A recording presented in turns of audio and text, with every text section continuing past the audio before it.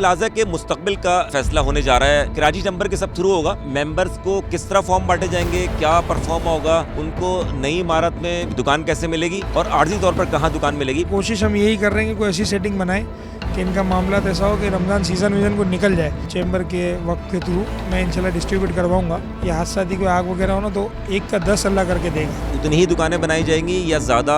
हत्तल इम्कान यही कोशिश है कि यही फ्लोर्स हम बनाएंगे। हाँ, ये हो सकता है कि एक पार्किंग फ्लोर्स बढ़ा दें हम। माली नुकसान का तो अजाला हो जाएगा, लेकिन जो जानी नुकसान का अजाला है वो मुमकिन नहीं है। कुल प्लाजा के मुस्तकबिल का फैसला होने जा रहा है। चूँकि कराची चैम्बर के सब थ्रू होगा, लेकिन मेंबर्स को किस तरह फॉर्म बांटे जाएंगे, क्या परफॉर्म होगा, क्या तरीक़ेकार होगा, उनको नई इमारत में बिल्डिंग दुकान कैसे मिलेगी और आर्जी तौर पर कहाँ दुकान मिलेगी, इसके लिए हमारे साथ तनवीर पासा साहब मौजूद हैं, जो गुल प्लाजा की उस बदकिस्मत या मुतासरा इमारत की मैनेजमेंट कमेटी के सदर हैं। अस्सलाम वालेकुम तनवीर साहब। कराची चैम्बर की जो कमेटी है 5 रुकनी, उन्होंने जो बताया अभी फ़िलवक्त आर्जी तौर पर जो 560 दुकानें मिल रही हैं, अभी आप लोग वहाँ जाएंगे या कहीं और बंदोबस्त किया है? 560 नहीं, 472 शॉप्स हैं, 472। अभी डिसाइड कर रहे हैं क्या करना है। वैसे 472 मिल रही है तो प्रॉब्लम ये है कि हमारे तो 1100 साढ़े 1100 का फिगर है, 1200 दुकानदार है। तो अब ये कि मार्केट को 2 हिस्सों में बांटना, 3 हिस्सों में बांटना, ये भी एक प्रॉब्लम है।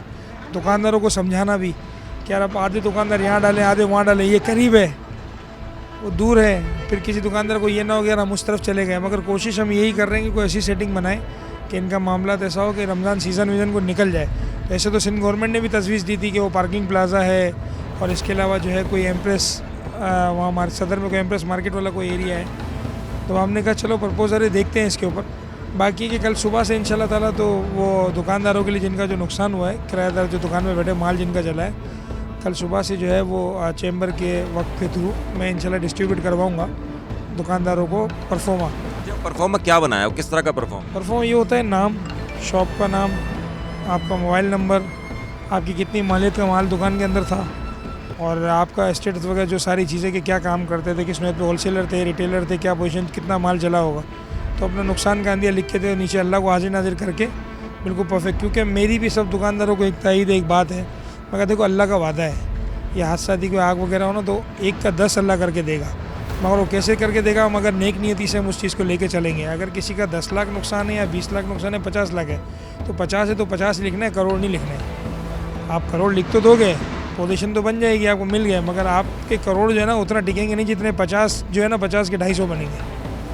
तो बस ये समझाया और अल्हम्दुलिल्लाह पूरे दुकानदारों पर यकीन भी है कि कोई ऐसे काम हरकत करेगा ही नहीं। उनका तो ये कि जो हमारा खुद का था स्टेक वो मिल जाए, हमारे लिए बहुत है। कराची चैम्बर की कमेटी का ख्याल ये है कि हम रमज़ान के बाद इस बिल्डिंग की तामीर शुरू कर देंगे। आपको लगता है कि ये मुमकिन हो सकेगा? जी 100% मुमकिन है। और मेरी कोशिश तो रमज़ान से पहले है कि रमज़ान में काम चल रहा हो इंशाल्लाह ताला, ताकि रमज़ान में काम चल रहा हो इंशाल्लाह ताला। कोशिश पूरी है, बाकी अल्लाह का करम करेगा। और गवर्नमेंट ऑफ सिंध ने भी जो कमिटमेंट किए हैं, जो वादे किए हैं, और पूरी उम्मीद है कि ये काम पूरे होंगे। और कल से जो है आज लवाहिकीन की लिस्ट भी हम फाइनल कर रहे हैं, क्योंकि 4-5 डेड बॉडीज़ रह गई हैं शोहदा की, बाकी तो हम फाइनल कर रहे हैं। फिर वो फैमिली से FRC वगैरह और सारी चीज़ें मंगा के उसको हम ओके करेंगे कि हाँ यार मार्केट के दुकानदार, ये सेल्समैन थे, ये मामला हुआ है। फिर उनको इंशाल्लाह गवर्नमेंट के थ्रू जो है चेक जाना भी शुरू हो जाएंगे लवाहिकीन को। अच्छा, वो बता रहे थे कि जो FRC होगा वो दोनों तरफ से मंगवाया जाएगा। अगर मियाँ बीवी हैं या शौहर है तो क्या तरीक़ेकार क्या होगा, कैसे पैसे मिलेंगे? इसका तरीक़ेकार ये होता है कि देखो, अगर शौहर का इंतकाल हुआ है ना, अगर वो जॉइंट फैमिली में नहीं रहता था, सेपरेट रहता था ना, तो उसके बाद FRC जो है ना उसकी वाइफ और उसके बच्चे पहले हैं। ठीक है, अमूमन होता यूँ है कि भाई इंतकाल जेंट्स का हुआ है, उसके भाई वगैरह खड़े हो जाते हैं, बीवी बच्चों तक पहुंचता नहीं है। मगर हम जो है जो हकदार हैं इसके उसी तक पहुंचाएंगे। जो अगर बेटा कोई है, किसी की माँ है तो वो माँ हकदार है, बाप हकदार है, दूसरा कोई भाई हकदार नहीं है। चाहे माँ बाप कितने बुजुर्ग हो, जो भी हम उनको पहुँचाएँगे अपना शरई तरीका है, जो शरई तरीका है। तो वो उसको देख के फॉलोअप करके इंशाल्लाह चलेंगे। अल्लाह पाक हमें इसमें शुक्र करे बस, ताकि हम सही जगह पहुंचा सकें। सब कुछ जो है कराची चैम्बर के थ्रू होगा। और कितना अखराजात का अंदाज़ा है? 10 से 15 अरब के करीब का नुकसान है ये, बहुत बड़ा। और इसके अलावा अगर जो उस पर जाते हैं, जो शौदा का है, जो गवर्नमेंट ने सब शौदा के लिए जो 1-1 करोड़ रुपये का जो अनाउंस किया है वो अलग है। और ये तो 10 से 15 अरब रुपये तक ये तो माल का अंदिया है।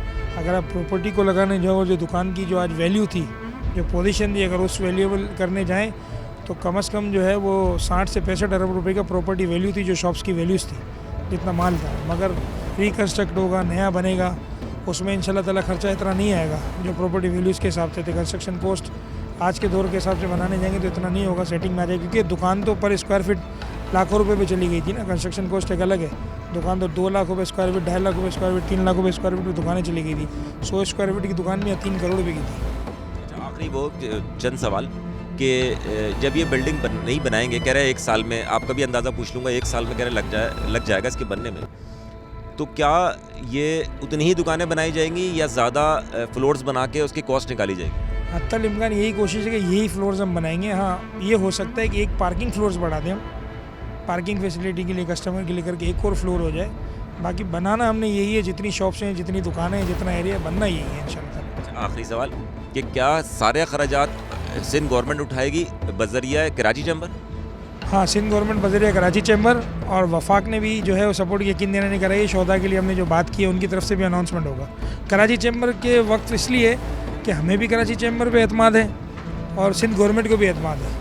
हमारे भी ज़ामिन हुए, उनके भी ज़ामिन हुए वाया, क्योंकि आपको पता है वो गोल्डन मार्केट सानिया हुआ था, कोऑपरेटिव हुआ था, इसमें भी कराची चैम्बर इस चीज़ पे काम कर चुकी है। मरहूम सिराज कासम तेली साहब, ज़ुबैर मोतीवाला साहब, जावेद बिलवानी, और माशाल्लाह आप तो इस चीज़ से वाकिफ़ ही होंगे। तो इस चीज़ को अच्छे से टैकल करके और मामला इंशाल्लाह ताला अल्लाह ने चाहा तो बेहतर हो जाएंगे। बस सब हो जाएगा, मगर जो जाने गई हैं जिन माँ के बच्चे के, उसको कुछ भी नहीं हो। बहुत शुक्रिया। ये बिल्कुल दुरुस्त कहा कि माली नुकसान का तो अजाला हो जाएगा, लेकिन जो जानी नुकसान का अजाला है वो मुमकिन नहीं है। बहरहाल दुकानदारों के लिए जो नुकसान हुआ है उसके मुतालिक कराची चैम्बर ने भी बताया कि हुकूमत सिंध उन्हीं के थ्रू करेगी, और तनवीर पास्ता भी यही कहते हैं कि तकरीबन मामला तय पा चुके हैं। इस इमारत को मुनहदिम करके इसी जगह दूसरी इमारत तामीर की जाएगी। इनका कहना है कि रमज़ान से पहले हम कोशिश करेंगे इसकी तामीर शुरू हो जाए, अगर मलबा यहाँ से उठ जाए, और 1 साल में इसकी तामीर के बाद दुकानें उनके हवाले कर दी जाएंगी।